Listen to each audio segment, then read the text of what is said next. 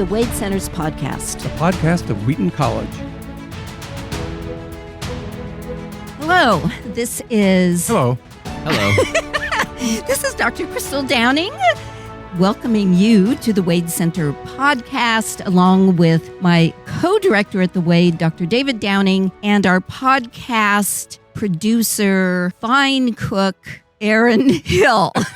I have to come up with something new. He and his wife made us the most wonderful Thanksgiving dinner. So I have to acknowledge that. And even though that was last November. But see, I have been reading Chesterton for the last 2 weeks, and he's infused me with nonsense. So thanks to one of you, our listeners, we are discussing today The Man Who Was Thursday. This was a request from a listener. We should call this the podcast that was Friday. Yeah, except it's Saturday. Yeah, I was going to say, it comes out on Saturdays. Okay. This is true, yeah. Okay. And it goes up into the airwaves, but we're recording in our basement. There are all these paradoxes about this. Now, I'm sorry, but our time is up. Thank you for joining us this week. We want to begin our discussion about The Man Who Was Thursday with a disclaimer. We are going to be discussing how the novel ends. So if you've never read it before, why don't you get yourself a copy and read it and then listen to us. Although the whole idea of spoiler alerts, I am suspicious of, because when something is filled with profundities, the plot is just the canvas upon which Chesterton is painting his art. Yeah. So, but I think you should have that the experience of reading it through one time without us true. spoiling it, and then the podcast will make a lot more sense. Because then you'll have stuff that you'll say, because it happened to us all. The first time we read it, we go, "This is a bizarre novel. What is going on?" What? Yeah, you're gonna have questions after you read it the first time, and then you can come listen to the podcast, definitely. And I'll point out, as with all of Chesterton's stuff, you can download a copy of this online for free. Oh, great. So you don't have to pay anything if you want to read the story.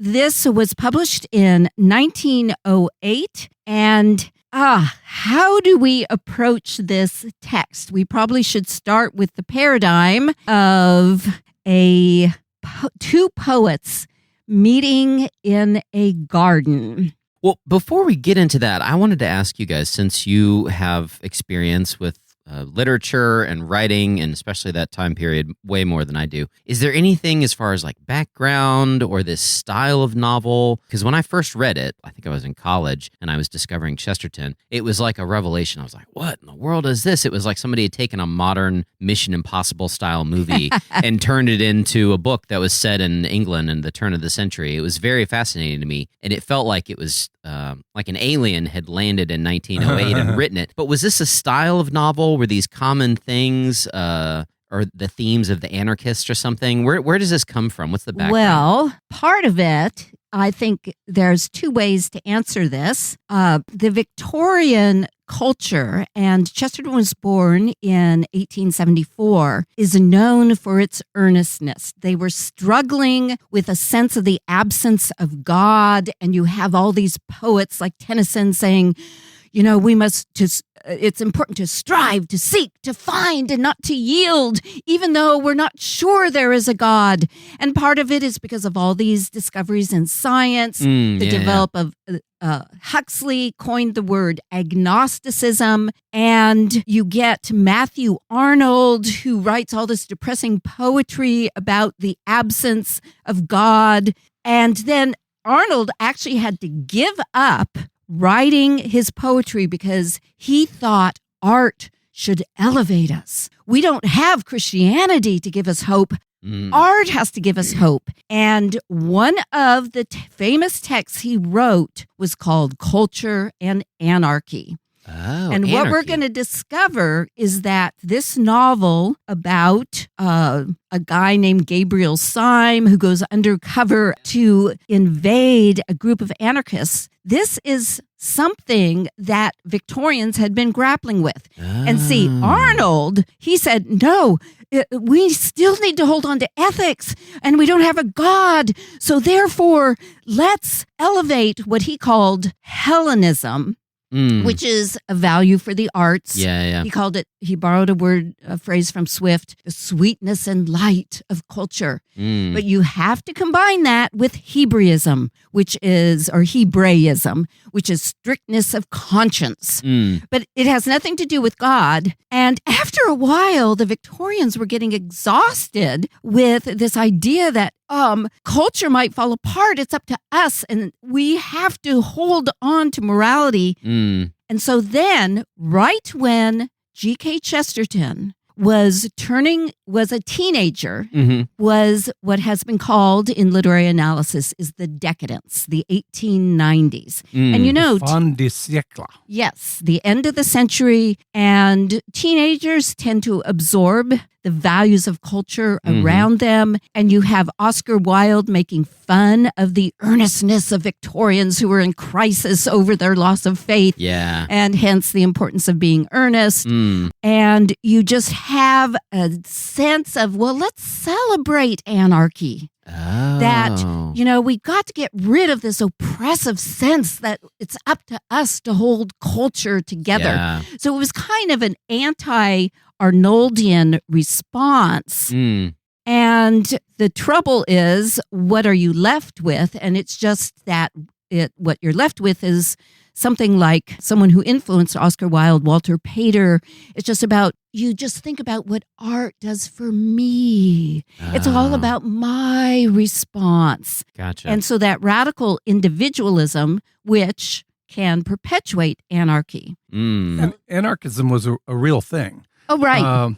There was Proudhon in France. There's Bakunin in Russia. It wasn't totally negative. It was, let's get rid of institutions that are based on authority or coercion. Like rather than monarchy, let's have no monarch. Anarchy. Yes. Yeah, they did have a positive vision, which was kind of like the Shire. We're going to have these very local voluntary governance, but we don't have nation states. We don't have big businesses. They didn't say much about the church, but generally any established institution is suspect. I may offend some people here, but I'm going to do it anyways.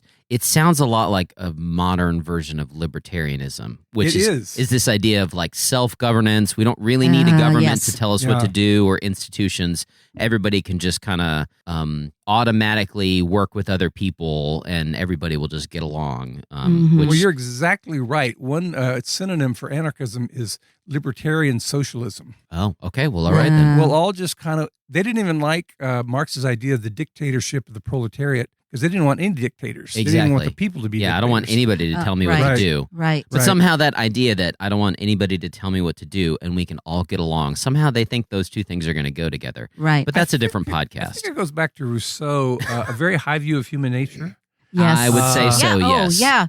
Like so George Eliot, another Victorianist who wasn't a Christian. She translated Strauss's The Life of Jesus, and which was a demythologizing of Jesus as God. But yet she writes about the importance of ethics. What do we live for if not to make life better for each other? You get the impression that it could only work if everyone is a gentleman, as they are in the story here. You're like, well, if they're all well-educated gentlemen, then I suppose there'll be a level of decorum they expect from each other. But Another thing, too, is by the 90s, and it's called the decadence because it was a decay of values. If I just decide myself, why not just indulge in whatever feels right? Multiple affairs. Bigamy, as he was talking about. He talks about bigamy here in the book. Trigamy. Yeah. Trigamy, yeah. And finally, Nietzsche, who proclaimed God is dead, was being translated into English in the 1890s. He mentions Nietzsche in here as well, Yeah, beyond good and evil, there are no norms. Right. Let's get closer to Chesterton. Okay, so that is by the whole 90s, background to what is behind this text. Okay. Let me say one more thing. But that's super helpful, by the way. This is why it's good to have literature professors as your friends. Okay.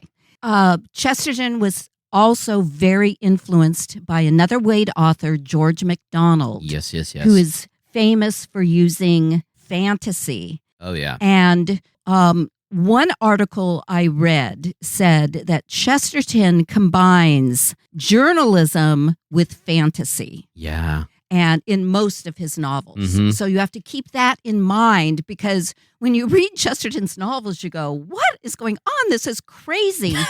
But for MacDonald, it's very clear. It's a kind of a fantasy story. But Chesterton has enough of the journalist in him. He sounds like he's reporting what happened. Yeah. So well, I would say another way to describe it would be a detective novel meets the Book of Job.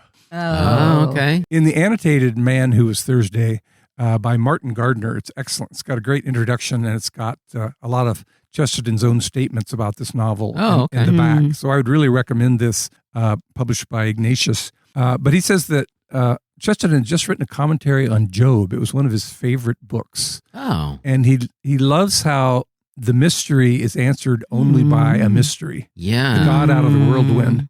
And we're going to read a passage later from Sunday, which sounds very much like the God out of the whirlwind, the voice out of the whirlwind. Very much. So that is helpful. Thank you. Yeah. This novel is really this combination of fantasy and journalism in order to grapple with the problem of evil. Yeah. Right. How can a great God allow, this isn't from the novel, but what we grapple with today, how can a great God allow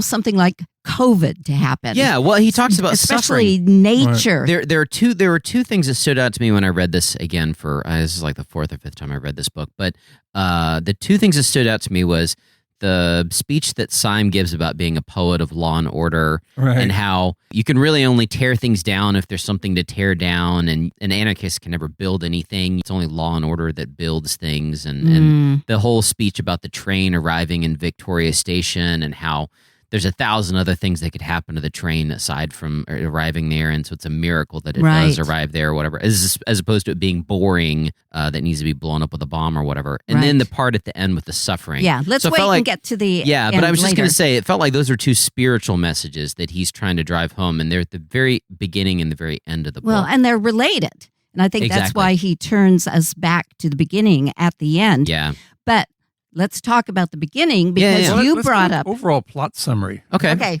We're hitting all these fragments, but people are going to. You give it. Well, I didn't say I was going to do it. Okay, so there's a poet named Gabriel Syme, and he meets another poet named Lucian Gregory. And Gregory's his name Lucian. It's kind of like Lucifer. Yeah. And he's an anarchist. And he believes they need to get rid of all these institutions. Some of them were evolutionary. We need to get rid of government and other big business. Others were revolutionary. They're literally throwing bombs at people and assassinating people. Yeah, taking out heads of state and stuff. Right. So he meets these two, and they get in an argument, and Lucian says all poetry, all art is search for chaos and disorder and breaking bonds. And Syme says, no, actually, I think poetry is about order. And he says the most poetic thing is the train schedule for the London Underground. Mm-hmm. Yeah.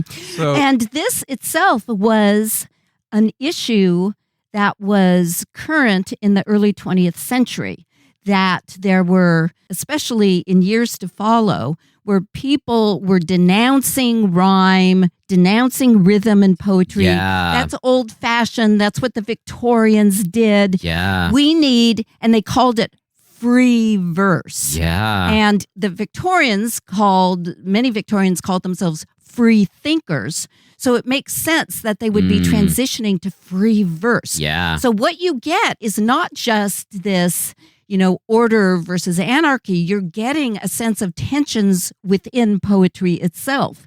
Even T.S. Eliot and Ezra Pound were sorry that they talked about free verse. Eliot eventually said, no verse is free for the poet who wants to do a good job. Right, exactly. They saw a lot of chopped up prose being published, and they said, this is not what we have. Yeah, well, and it's interesting because actually later in the story, one of the guys who solves a crime or something that foils the plot of the anarchist does so because he's able to discern the rhyming scheme from a specific type of poem, right? Oh. Chesterton actually throws that in there. Well, Let me give a really broad overview, Okay. and then Okay. let's get back to talking about Gabriel's sign. So the sort of overarching story is you have this guy who goes undercover as an anarchist. He gets elected as the man Thursday, and there's this council of anarchists. There's 7 people on the council for 7 days of the week. He gets elected as Thursday, and he meets all the other people on the Tuesday, Wednesday, Thursday, Friday, Saturday, Sunday. Sunday is the leader of the council, this big, giant hulk of a man. And essentially the story is him having encounters with each of the different days of the week, each of these different men. Along the way, it's uncovered that they're all undercover policemen. Yeah. Everyone on the council is an undercover policeman. And at the very end of the story, they confront Sunday, who's the head of the thing and this terrible hulk of a man. And then the sort of rug gets pulled out from underneath them, and they discover the guy who enlisted them to be policemen to go after the anarchist is actually Sunday himself. And then it all kind of, he like wakes up and he's in a field or something. It's a very strange turn of events, but it's all about this council of the 7 days of the week, and secretly they were all policemen the whole time. So that's kind of the basic overarching plot. But let's get back to them. Revealed one by Yeah. one. Yeah. And I like, David, how you described it as a detective story robed as fantasy, because the reader slowly discovers that there's something fishy with these other members of the anarchist group, because we know Syme is undercover as an anarchist hired to be undercover. I mean, it's just like TV shows today. Mhm. You act like the group you're trying to expose. Well, part of that recruitment, he meets what he calls a philosophical policeman. Right. And he says, Yeah. we've discovered that rather than trying to catch burglars and robbers, we need to look at the ideas which are animating crime and anarchy. Yeah. Right. And this is Chesterton saying ideas have consequences. Right. Yeah. If you take nihilism seriously, if you take Nietzsche seriously, beyond good and evil, then why are people even trying to be good? Yeah. So there's Yeah. interesting philosophical underpinnings. I wanted to real quickly go to his opening. He writes a poem to E.C. Bentley, who grew up with him in the fin de siècle period, which is a period of despair and cynicism and irony. And he opens the poem to his friend Bentley saying, "A cloud was on the mind of men, and wailing went the weather. Yea, a sick cloud upon the soul when we were boys together. Science announced non-entity, and art admired decay." So he's starting out by saying, this book was written as he was coming out of this period of depression and pessimism about the seeming meaninglessness and purposelessness of the universe. He said that most detective novels, these respectable people are unmasked and they turn out to be criminals. So he would like to turn that on its head, which he always loved to do. Yeah. He loved turning things on their head. He Yeah. even uses Even the literally. word topsy-turvy, Yeah. and he uses Well- that in a lot of his writings. Well, and the discussion you guys gave about the background, it makes sense actually, even in the bigger scheme of things, to say this whole revolt against God, as if God is a tyrant. If he does exist, he's playing some cruel joke on us, or he's playing with us, or he wants us to suffer. Why would a God do that? For Sunday, the character in the story, and I mean, he literally like identifies himself with God towards the end of the story, and some of the language that he uses. He's definitely like, well, you thought I was the bad guy, but it turns out I was the good guy all along. It's definitely, there's a bigger arc here in terms of saying, Well, Chesterton talked about that, and he said that Sunday represents the backside of God, which he identified with nature. yeah, because you or the keep seeing mystery his of existence. backside through the Right. story. right. And Chesterton, one of his favorite passages where God passes by and say, "You stay in the cleft of the rock to Moses, and you Yeah. will see my back." right. And Chesterton said life is looking at the backside of a tapestry. Mm. So I don't think Sundays should be equated with God per se until the end. Okay. Right. He's the beauty and mystery and wonder and terror and indifference of nature. He's both. So sometimes he seems good. We're going to have to read that speech. Are you saying that he's a paradox in a Chesterton He's novel? he's a paradox in a yes. Chesterton novel. Well, and this is the ultimate paradox that Chesterton is grappling with, that evil exists because God is good. Yeah. You know, what?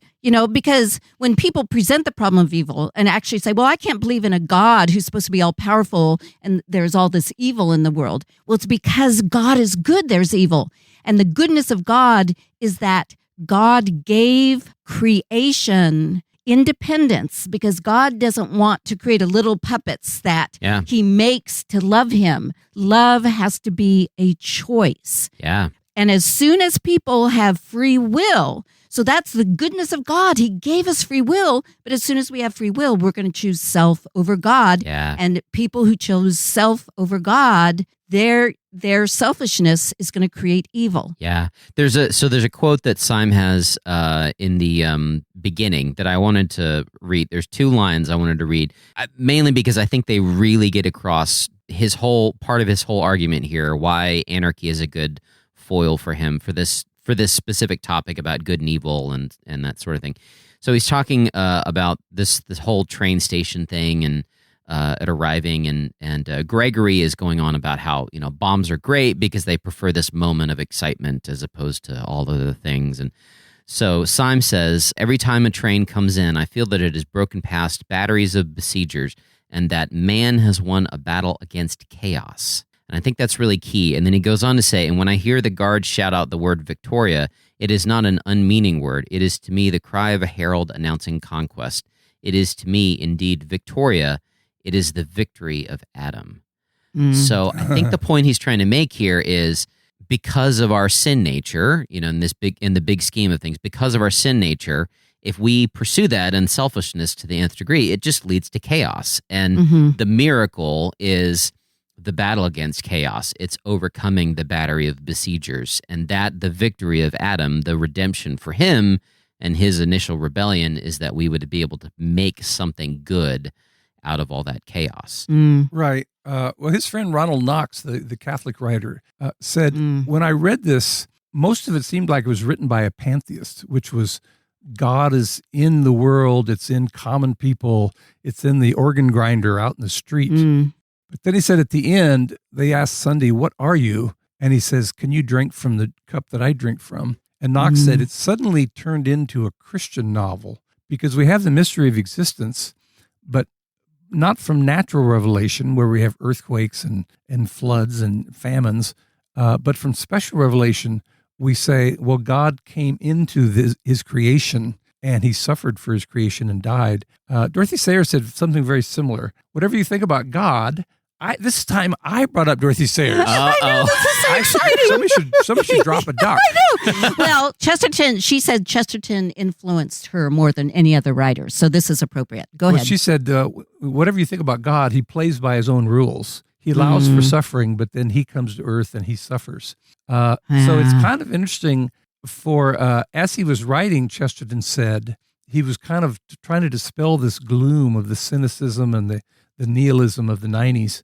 And by the time he got to the end and thought about the incarnation, that kind of lifts the whole novel up a notch. Mysterious God we see in nature suddenly becomes the creator God and the redeemer God. Yeah. But that's actually the only specifically Christian or Bible moment in the whole story. Yeah.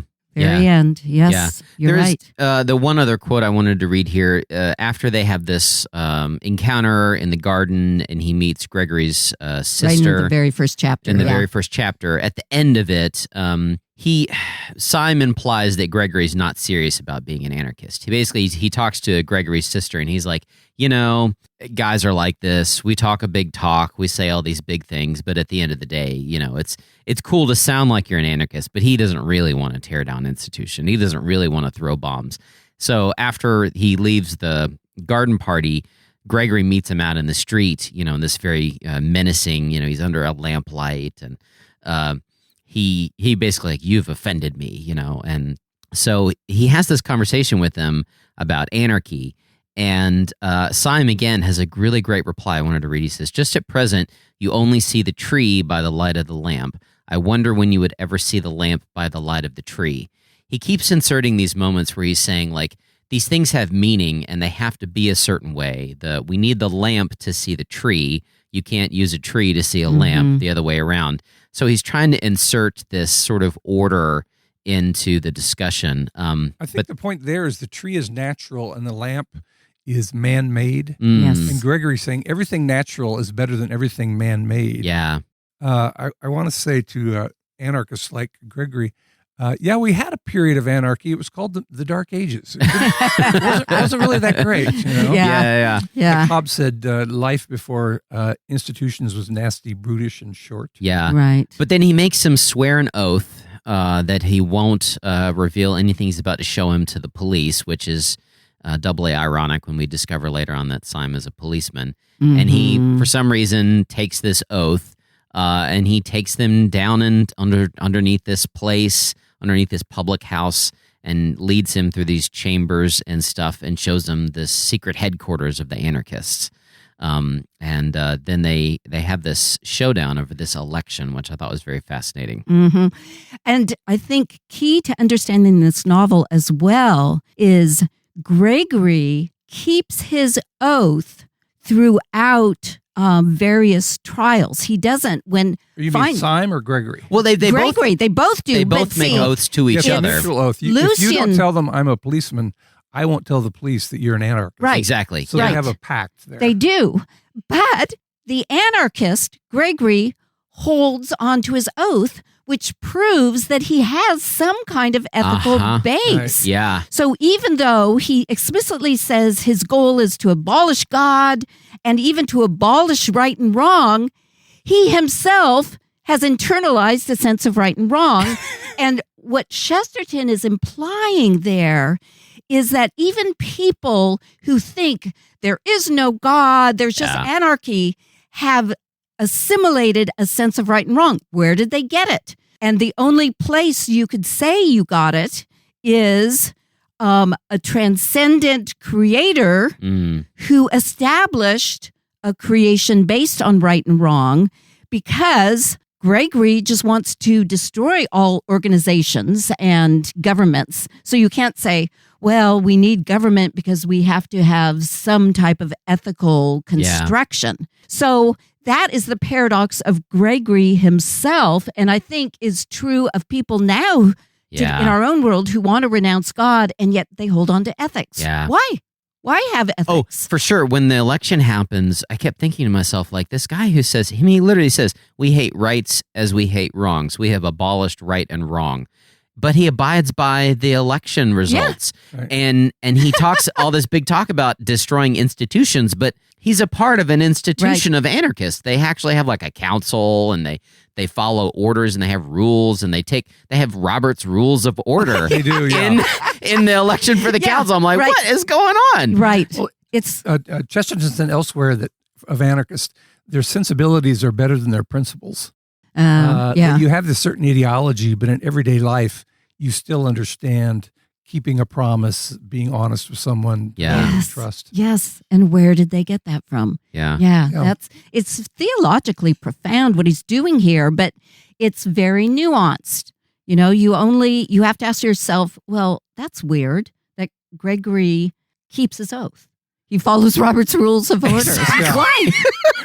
Well, I like the scene of the election because Lucian wants to prove that anarchists, he's trying to prove to Syme that, so he gives this really milquetoast speech about why he should be the new Thursday. And it's so diplomatic and so tactful that Syme says, oh, I see my opportunity to get into these guys. And he gets up and says, I disagree with everything he said. We need to be more radical. We need to be more violent. And everybody goes, yeah, this is our guy. So Syme actually aces out Lucian for the job of being Thursday, which is a very clever scene. Right. Yeah. Because it's all about disguise.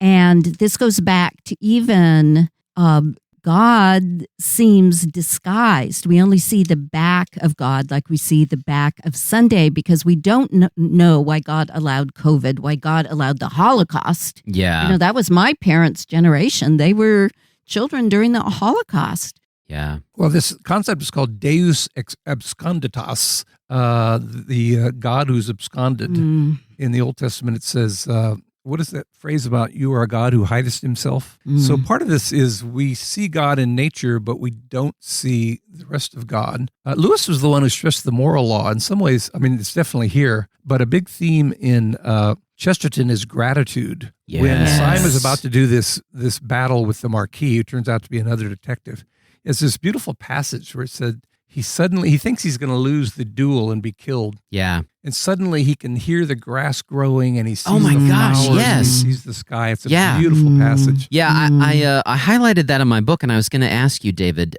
It feels like that's a thing that happens in Chesterton on many occasions. He'll have these ecstatic, sublime moments of intense connection to nature and the universe, sort of these enlightened consciousness moments that Lewis often has in his novels as well. He has them in Perelandra. He has them in Chronicles of Narnia. These sort of moments of gratitude for life and all living things that connects him with God. It was a very interesting passage right there before his duel that he has. Yeah, you're right. It does compare to Ransom before he has to do it. They both battle Satan. Yeah, I think it was Samuel Johnson that said, facing execution clears a man's mind wonderfully. So there's something about knowing you're going to die very soon. Yeah. And I think they're both picking up on that theme. Mm-hmm. So in chapter 4, he gets elected as Thursday. He gets on this boat and he's going someplace. He doesn't know where he's going to go. And on this boat, as he's going, at the very beginning of chapter 4, there's this passage, and he talks a little bit about his background. And I wanted to ask you guys about this. So the beginning of chapter 4 says, Gabriel Syme was not merely a detective who pretended to be a poet. He was really a poet who had become a detective. Nor was his hatred of anarchy hypocritical. He was one of those who are driven early in life into too conservative an attitude by the bewildering folly of most revolutionists. He had not attained it by any tame tradition. And he goes on to talk about his family of cranks, his father cultivated art and self-realization. His mother went in for simplicity and hygiene. Apparently, one of his family members was a vegetarian, which he seems to really have a bone with vegetarians.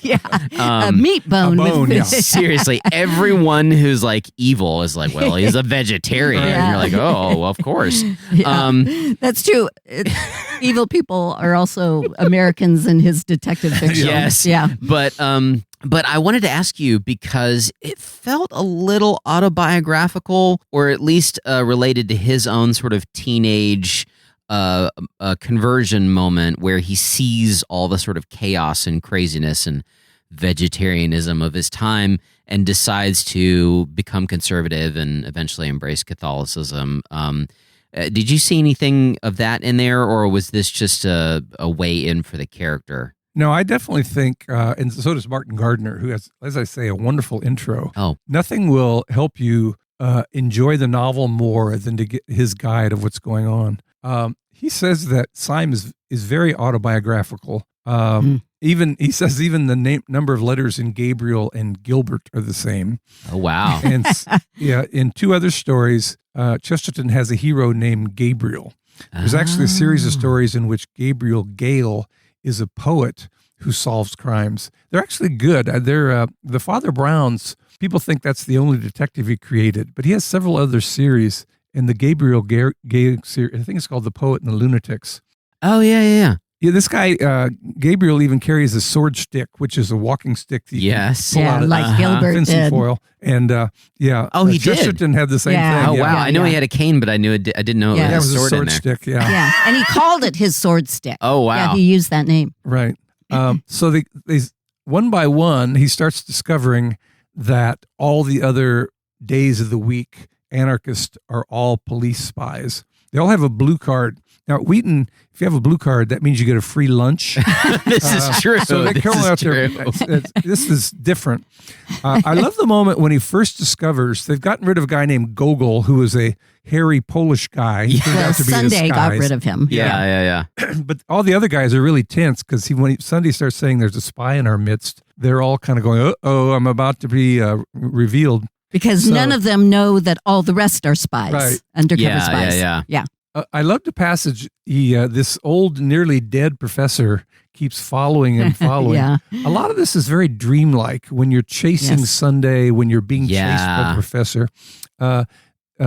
Gary Wills, the great literary critic who wrote the famous What Paul Meant and What Jesus Meant, and a great book on the Gettysburg Address, he thinks the whole thing is a dream after the conversation in the garden about poetry Yeah. with Lucian. Yeah. There's several things. There's definitely a lot of clues. Yeah, and then at the very end, he keeps talking about sleep and dreams. And he keeps wondering, am I dreaming? Exactly. But then at the end, when he meets Gabriel again, when he meets Gregory. Lucian again, he says that's when he wakes up. Yeah, The and whole suddenly they're story. walking along together in some park or Right, something, right. and Yeah, he's yeah. like, "Yeah, did I fall asleep? How did I get here?" Yeah, Right, and I think there's a lot to say to that because there's a very oppressive sunset at the beginning, which is almost literally this oppressive cloud of brain fog, nihilism, skepticism. Yeah, Yeah. he compares it to irony. the end of the world. And yeah. Right, There's right. a lot of blood red sunsets in this. Right. Although I should point out that was kind of par for the times with all the pollution, Oh, which is right. how you Oh. get all those beautiful Turner paintings of sunsets. You're like, Oh, how did really? he paint all these beautiful sunsets? And you're like, oh, pollution. It's literally Oh, that's pollution. interesting. Well, there's one place Syme is depressed. I love the phrasing of Chesterton. Syme is feeling depressed, and it's very foggy out. He can't see what's going on.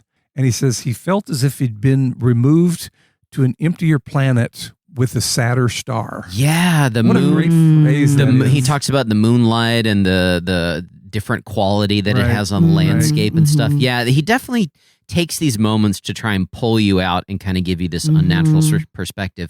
I would say there's also a moment where when one of the revelations happened that they're a police detective, he includes a passage about being turned upside down, about the world being turned Right. upside down and seeing the stars.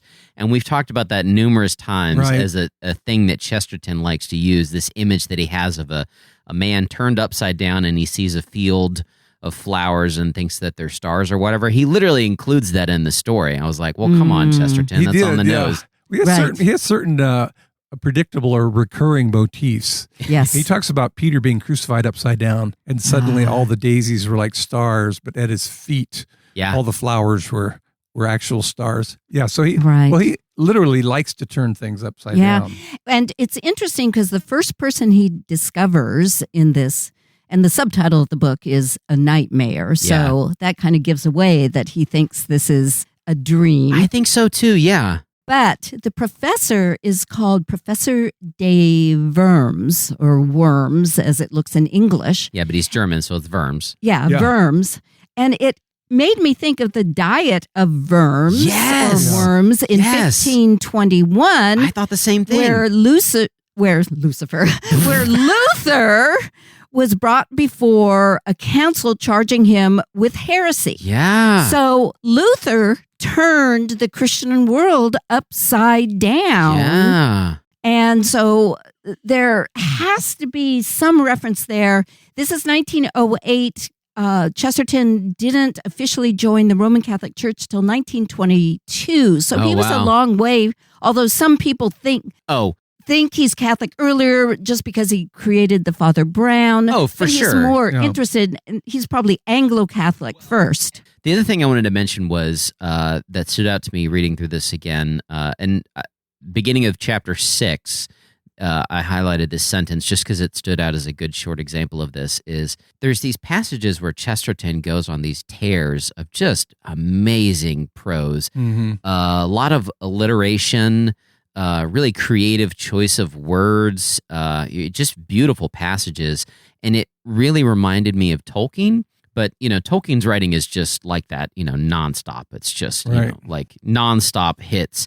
But at the beginning of chapter 6, he writes, and this is the opening sentence of the chapter, such were the 6 men who had sworn to destroy the world. He had just gone through and describing each of them. But he spends a lot of time describing each of them, giving them a characterization, but because they're all playing a role, and he sees in all of them something sinister that later on is either revealed, like one of them, Crooked smile. yeah, crooked smile, Heavy glasses. yeah, and then later on in the story, when they were revealed to be actually detectives, and it was either part of a disguise or they were just wearing dark-colored glasses or something, he discovers that they were actually these good-hearted, Right. warm, kind people, and he had misinterpreted them incorrectly. Right. And I felt like that was another theme of the novel of sort of judging people and ascribing to them sinister motives.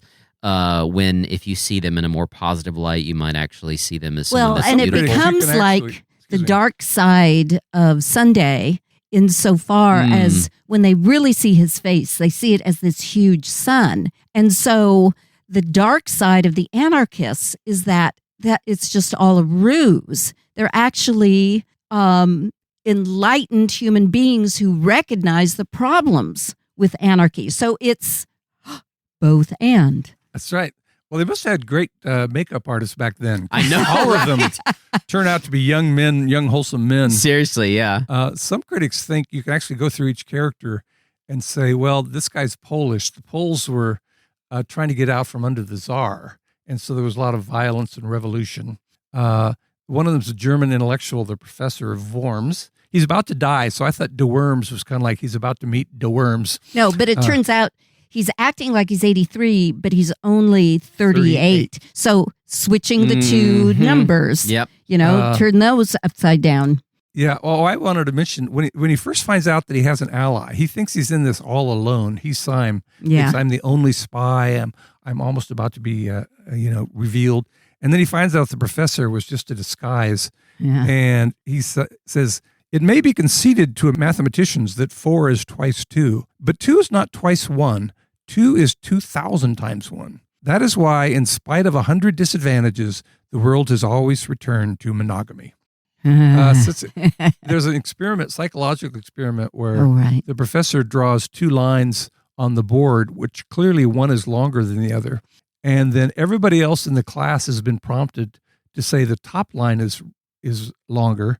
But so he goes to a vote, and there's only one person who can see that the bottom line is longer.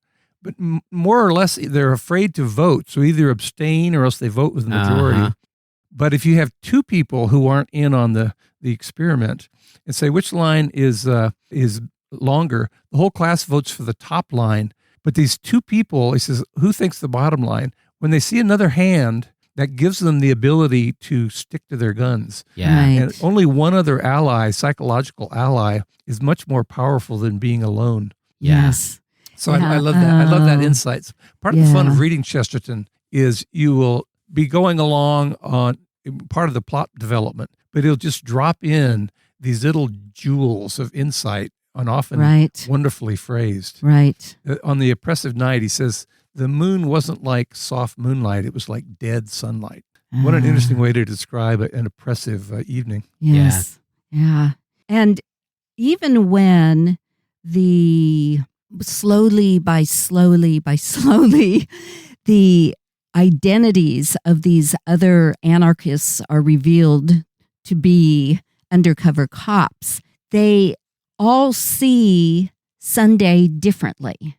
And yet their different perspectives are capturing a certain aspect of Sunday. And it reminds me, and it goes along with this idea of community, whether it's a community of 2 or a community of 6, they are adding to each other's insight of what the nature of Sunday might be like, which is exactly why we're called as Christians to fellowship, because we have had different experiences of God in our lives. We can learn from each other. We've seen different things. And I would say even at the Diet of Verms, which is about Luther's heresy, is the church was realizing, well, the trouble is if you have the priesthood of all believers, you'll have different perspectives on God and Scripture. But maybe that is one of the strengths of Protestantism. Although I don't know if Chesterton would see it that way. Yeah, I was going to say, yeah. He would say that Luther said, here I stand upside down. I can do no other. That would be Chesterton's version. Okay. Well, I wanted to mention another passage in the book. So after he has the duel with the Marquis, and he thinks that the Marquis is wanting to hop on this train to go to Paris to assassinate kill the somebody. President, yeah. But it turns out that he knows that Sunday is coming with this troop of men, and they're going to come capture him or whatever. And so they all end up running into the woods, and there's this moment he talks about running into the woods, and he talks about they had a cool shock of shadow the inside of the wood was full of shattered sunlight and shaken shadows. And he goes on and talks about them walking through the sunlight peeking through the forest. And as he's doing this, he has this moment of revelation. And it was when I was reading this that I realized he must have been reading Old Testament literature around this time frame, and it inspired him. And it makes sense when you mentioned Job, but I think also he may have been reading Ecclesiastes as well, because it very much feels, there's a couple moments throughout the book where I'm ready for him to say, like, all is vanity, all is vanity. Right. Because there's a moment when they're having breakfast, the first time he meets the council, and Sunday has this line when he's talking to him, and he says, deep down, something to the extent of deep down, everybody knows that nothing is worth doing. He just throws this sort of almost nihilistic line out, like you might as well say all is vanity. Yeah. And you're like, where is that coming from? And then the conversation goes in a different direction. But as they're walking through this forest, he says, he has this moment of thought in his head. He says, was he wearing a mask about somebody else? And then he says, was anyone wearing a mask? Was anyone anything? He's just, descending down into this moment of questioning. And then he says, this wood of witchery in which men's faces turned black and white by turns, in which their figures first swelled into sunlight and then faded into formless night, this mere chaos of chiaroscuro after the clear, I'm not good at saying it. Chiaroscuro. There you go. After the clear daylight outside seemed to Syme a perfect symbol of the world in which he had been moving for 3 days. This world where men took off their beards and spectacles on their noses and turned into other people. So he has this moment as he's going through the woods where he starts to question not just other people's identity, but his own identity and the mask that he's wearing. And this sort of moment of like, what does all of this mean? Is anything? And it's definitely, it evoked for me this sense of Ecclesiastes, of Hebrew literature, of questioning the certainty that we walk through life with, where when you lose that certainty, you step back and start to question things that maybe you've never questioned before. And I just thought it was a very interesting passage. I think that's explicit. At one point, all 6 of them have revealed that they're not anarchists, they're policemen. And now they're going to go confront Sunday. And one of them says, well, we 6 men are going to find out what he means. And another one says, I think maybe we 6 men are going to go see him to find out what we mean. Right. Yeah. Yes. So he does and that represent the line mystery that of existence. you read, Aaron, when they take off their masks, they turn into other people. Isn't that what Christ means by "you shall be born again"? Yeah. When he's talking to Nicodemus. Yeah, he goes on in that passage to say, was not everything after all like this bewildering woodland, this dance of dark and light, everything only a glimpse, the glimpse always unforeseen and always forgotten. So there's this sense in which, like, we're never really seeing the truth, And that's why we need each other, as I was saying earlier, to help each other see the truth, because they all understand a certain aspect of Sunday, because we aren't God. We can't fully understand the mind of God. Yeah. Well, can I go back and read that passage where he's about to do a duel? And Yeah. it's such great prose. So Syme is going to have a duel with the Marquis, and he thinks he's going to be killed because he's not as good a fencer. And Syme feels this. He felt a strange and vivid value in all the earth around him, in the grass under his feet. He felt the love of life in all living things. He could almost fancy that he heard the grass growing. He could almost fancy that even as he stood, fresh flowers were springing up and breaking into blossom in the meadow. Flowers blood red and burning gold and blue, fulfilling the whole pageant of the spring. And whenever his eyes strayed for a flash from the calm, staring, hypnotic eyes of the Marquis, he saw a little tuft of almond tree against the skyline. He had the feeling that if by some miracle he escaped, he would be ready to sit forever before the almond tree, desiring nothing else in the world. Yeah. It's great prose about the clarity and love of life when you think you're about to lose it. Yeah. So, they go through this whole process of everyone getting unmasked. There's a bunch of chases where they feel like they're being chased by the enemy. Very dreamlike. But it turns out that that person's actually on their side, or it's the police were actually chasing them the whole time. And so then all of a sudden they get this note from Sunday, and they're going to pursue him. And there's a chase where Sunday hops on an elephant. Yes. It's very at least, crazy. he had hopped over into a zoo, so there was a reason the place where he got the elephant. At first they thought it was his house, and then they get over there and they're like, wait a second, this is a zoo. And then he hops on an elephant and anyways, it's a very crazy chase. If some biographer said that Chesterton occasionally used opium, I would believe that. When you read that chase scene with Sunday, you go, wow, this is getting very psychedelic. Yeah. And then so he's dropping them notes and they're reading clues and stuff. And then eventually they get invited to this house where there's like a garden party. So let's talk about that and talk about the end of the story. You mentioned, David, that he had been reading Job. I wanted to quote that passage when he reveals himself towards the end. And Sunday shows up. Actually, I think this is Gregory revealing himself, or maybe this is Sunday. I can't remember. But he says he's talking about Satan revealing himself, and he says, "When the sons of God came to present themselves before the Lord, and Satan also came among them." Oh, this is Gregory. Yeah. So Gregory shows up to him. And then he reads this passage of Satan showing up.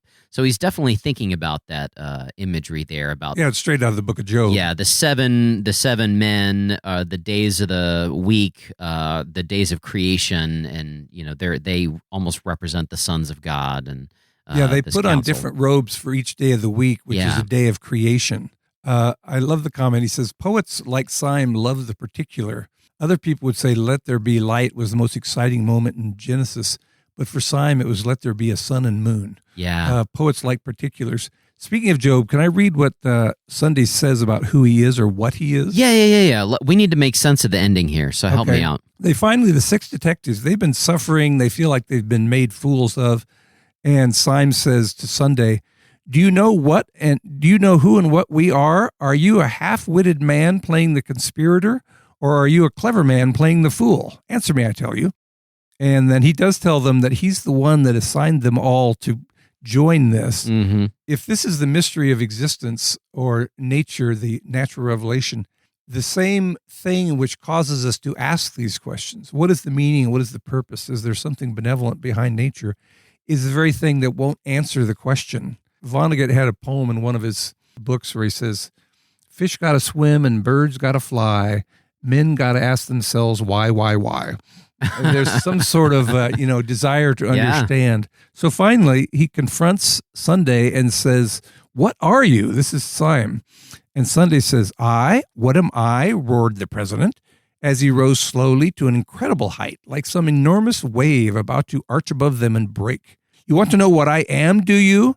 Bull, you're a man of science. These are the names of the different detectives or their disguises. Bull, you're a man of science. Grub in the roots of those trees and find out the truth about them. Syme, you're a poet. Stare at those morning clouds and tell me or anyone the truth about morning clouds. But I tell you this, you will have found out the truth of the last tree and the topmost cloud before the truth about me. You will understand the sea, and I shall be a riddle. You shall know what the stars are and not know what I am. Since the beginning of the world, all men have hunted me like a wolf, kings and sages and poets and lawgivers, all the churches, all the philosophies, and I have never been caught yet. And the skies will fall in the time I turn to bay. I have given them a good run for their money, and I will now. And the critics have said, in his modern parlance, this is really the voice out of the whirlwind in Job. Yeah. Have you 100%. Seen an ostrich? Yes. Have you seen the Leviathan? Yeah. All the things I made. Were you there when the stars sang together and all the sons of God sang for joy or shouted for joy? So ultimately, people think it's supposed to be God, but other than that one line, Chesterton said it was meant to be the back of God, which he saw as nature. Gotcha. It's wonderful and beautiful and glorious, but it also seems indifferent to human happiness. Yeah. Mm-hmm. Yeah. What I love about going to the woods this is after the woods, and then they go to Sunday's house, and they all dress in new outfits. The robes. That Sunday provided that aligns them with one day of creation. And Chesterton writes, there was a dancing lamppost, a dancing apple tree, a dancing ship. And that counters what we talked about earlier in the first or second chapter, where a lamppost represents human order, whereas a tree is more like nature and anarchy, and you can't control the growing of a tree. And so this is saying the lamppost and the tree are dancing together. Yeah. Once again, it is this both and, that evil exists because God is good. Yeah. And the dark is the absence of the light. Yeah. And we're still in the dark, but we get these glimpses of the light. Yeah. And we are only after we die, we will be in the full presence of the light. Right. Chesterton has a famous analogy involving a lamppost. He says some people are getting ready to pull down a lamppost because it's in their way on the sidewalk. And a philosopher comes along and says, well, before you do that, let's talk about light. And they say, we don't want philosophy, we're practical people. And so they knock down the lamppost, and suddenly they go, oh, wait a minute, now we can't see anything. Yeah. And so they didn't consider why it was there in the first place. Yeah. So he likes that lamppost analogy. He has another, along that same line, there's a line I quoted here at the end. This is Gregory speaking, not Sunday, but when Gregory shows up, Satan showing up at the council. Yeah, Lucian Gregory. He has this big speech, and he's talking back and forth with Simon, and then he gets upset and he sort of like shouts at him. And one of the lines that he shouts, he has some mean things to say about police officers. You are the police, the great fat smiling men in blue and buttons. But then he goes on to say, the only crime of the government is that it governs. The unpardonable sin of the supreme power is that it is supreme. So I thought that was an interesting thing to include here at the end, because I felt like he's making this commentary on God and our rebellion against him and the whole purpose of like chaos and order. And it just felt like so much of rebellion against God is just against the idea that someone wants to tell us what to do, that there is a right thing to do, that we can't just do whatever we want. We can't use our freedom however we wish, that we are accountable to someone. And for some people, that's really the only thing they're rebelling against, is just being told what to do. Right. Yeah, Lewis talks about that in Surprised by Joy. He'd gotten to the point where faith seemed imaginatively beautiful from MacDonald, and it seemed intellectually plausible from talking to Tolkien and Dyson. But he didn't want to surrender his will. The idea, he wanted to be the captain of his soul. And that's why he says, I was the most reluctant convert, is there's suddenly this higher power who you need to obey and surrender your will to, rather than be a person that exercises your free will any way you want to. Gregory goes on to say, I do not curse you for being cruel. I do not curse you, though I might, for being kind. I curse you for being safe. You sit in your chairs of stone and have never come down from them. He's sort of, ranting against heaven and saying, like, I want the harsh, the wildness of things. I don't want your predictability. It's this anarchist heart or whatever. And it just feels like Chesterton is trying to voice that and to show how foolish and silly it is to say, I don't want safety. I don't want security. I don't want predictability. I want all of these other things. Well, the whole thing started with them arguing about order versus chaos. Yeah. Right. I wanted to, in Six Philosophers, they all give their idea of what Sunday might be. And this is almost, it literally, philosophically, what is nature? What's behind nature? Mm-hmm. Is anything behind nature? And Syme's version is the most interesting. He says, Syme says, for me, the mystery of Sunday is also the mystery of the world. Mm-hmm. When I see the horrible back, I'm sure a noble face is but a mask. When I see the face for a moment, I know the back is only a jest. Bad is so bad that we cannot but think good an accident. Good is so good that we feel certain that evil could be explained. And that, to me, that's a fascinating expression of the mystery of existence, the problem of evil. When you're really focusing on the good, you say, well, there's got to be some ultimate explanation. But other times you look at the Holocaust and things and you go, nature seems so indifferent to humans. It's hard to believe there's a benevolent will behind nature. Yeah. I thought that was a great encapsulation of the paradox. Yeah. Yeah. Well, that's a good place to end. I think so. Yeah, definitely. Very readable book, very stimulating. If you can get a hold of Martin Gardner's annotated edition, it'll give you a lot of help with understanding the the underlying symbolism. Yeah. Right. And And we know that C.S. Lewis read this book. He actually compared it to reading Kafka. Oh, and yeah. those of us who have read Metamorphosis. Oh my gosh, that's such a weird just story. so bizarre. And you can't help but wonder about a dancing lamppost in the woods, if that could have suggested something to Lewis, even though he didn't credit it to Chesterton. And also, Chesterton in this novel mentions several times the idea of an inner ring and the people with power. Yeah, and I highlighted there's the oath he makes them swear at the beginning is he's not to reveal that he's an anarchist to anyone, any son of Adam. I thought that was an interesting turn of phrase there. Oh. Not that he's the only one who's ever said that, but it definitely stood out to me, the whole son of Adam thing, daughter of Eve. Yeah. So we may be getting insight to Lewis even by reading this book. And are we going to do Man Alive next time to stay on our Chesterton Sure. vein? Let's do it. Yeah, summer Okay. reading Okay. series, Chesterton. See you all next time. Could I end Thanks with for a listening. Chesterton quote? Yes, please do.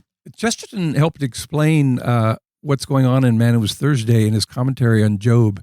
At one place, he says, all great art is allegory. The Iliad is great because life is a battle. The Odyssey is great because life is a journey.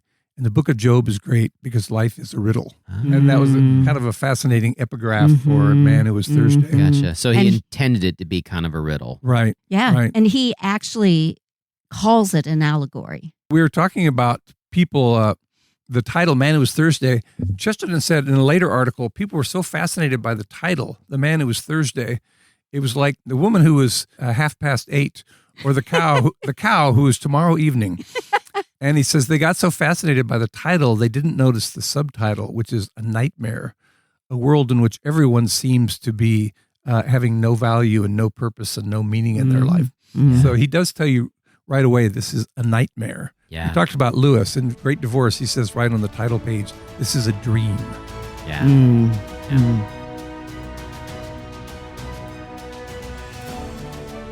The Wade Center podcast is a production of the Marion E. Wade Center at Wheaton College in Wheaton, Illinois. Our hosts are the co-directors of the Wade Center, Drs. Crystal and David C. Downing. Our episodes are produced and edited by Aaron M. Hill. If you enjoy the podcast and the content we offer, please leave us a review on iTunes, tell your friends, and consider making a donation to the Wade. The Wade Center is entirely self-funded. Financial gifts help support the expert services, vast collections, and varied programming we offer at no cost. If you have questions about the podcast or suggestions for future episodes, please email us at wade@wheaton.edu or contact us via Facebook, Instagram, and YouTube. To learn more about the Wade Center, our 7 British Christian authors, what we offer, and how to make a donation, visit our website at wheaton.edu/Wade.